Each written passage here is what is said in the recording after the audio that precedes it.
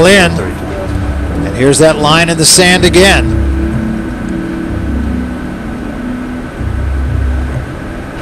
Can Gargiulo get away? He cannot! He calls!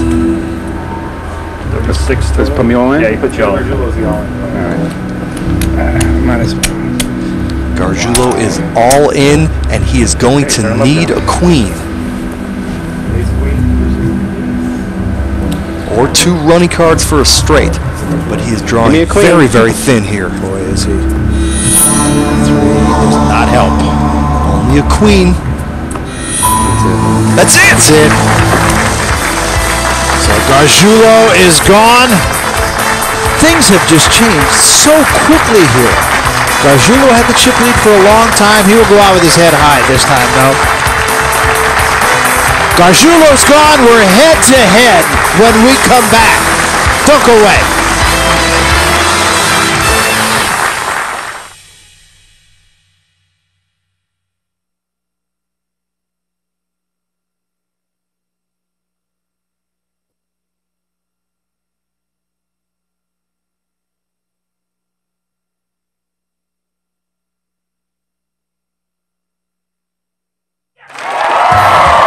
Welcome back to the MansionPoker.net PokerDome Challenge. Now there are 2 players, head-to-head play. John Bowman has gone from penthouse to outhouse, back to the penthouse against the very steady Magdalena Halford. Finishing in 3rd place, Joe Gargiulo, and he is with Nafisa. Thanks, Barry. Joe, you're a consistent player. You were up and down all night. You had the ace-queen. How confident were you when you went all in? It wasn't so much about confidence as much as I was committed to the pot. I mean, I knew that if I folded, I was going to be left with a very short stack. And, you know, the way the blinds are so big, you got to really, roll your dice. I felt definitely pre-flop, I definitely had him dominated.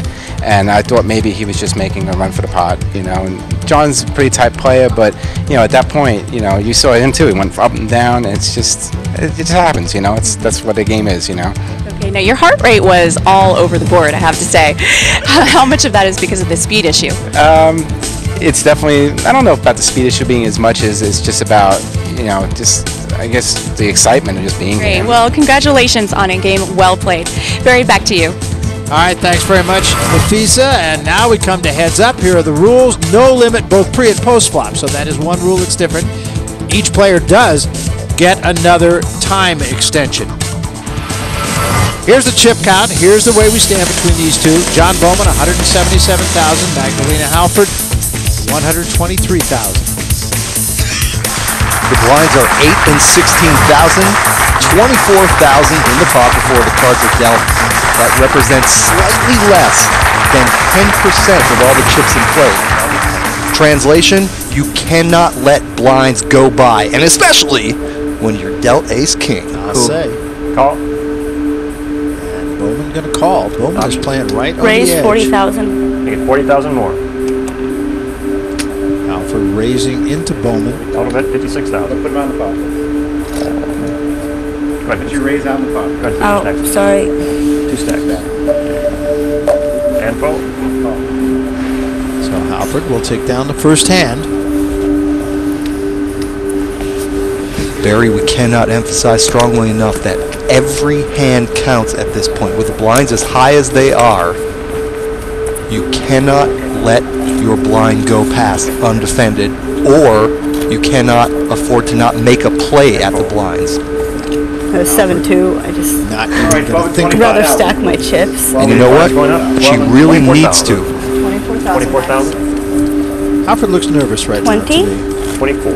And 4. Blinds are up. The blinds are up to 12 and 24, 36,000 in the pot. That's more than 10% of all the chips in play. And when you look down and don't find a premium hand, you've got to find the courage to go with it. You do. Bowman's King 10 is certainly playable here. Absolutely. He should raise. At the pot, That's 60,000. the pot, 60,000. Raise the total 72. 72 total. Halford with merely a jack high. This is a very tough call. Throws it away. Bold call. But like you said, you can't waste too much time here. Cards, please. I mean, honestly, Barry, every time you get to act first, You really need to be raising here, and you just got to hope your opponent doesn't.